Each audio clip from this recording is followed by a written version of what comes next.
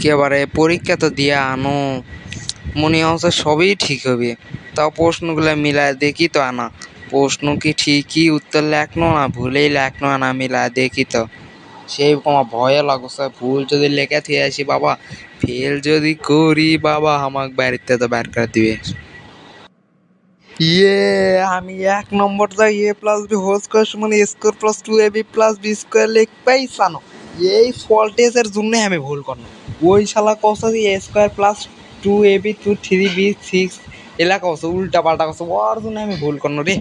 ইস ইস ইস ইস ইস রে। আজকে খালি ফল্টেজ ল্যাক পাই এমন পিটন দিমক, জীবন আর ভুল উত্তর কবি না আমাক। আজকে তো পরীক্ষা দিয়ে আসনো বারে, এলা তো পরীক্ষা লয়, এলার নাম হলো এখন মূল্যায়ন। পরীক্ষা গেলে ভুল হবি, তা মূল্যায়ন দিয়ে আসনো। একবার প্রশ্ন আছে, এক ফোঁটা বইতে প্রশ্ন আসেনি।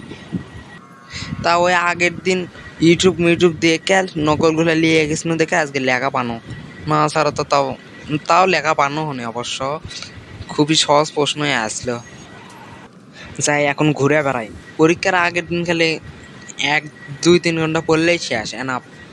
আর তার আগে পড়াই লাগিচ্ছে না, 3-4 দিন করে বন্ধ আছে, খালি ঘুরে বেড়ানো আর ঘুরে বেড়ানো।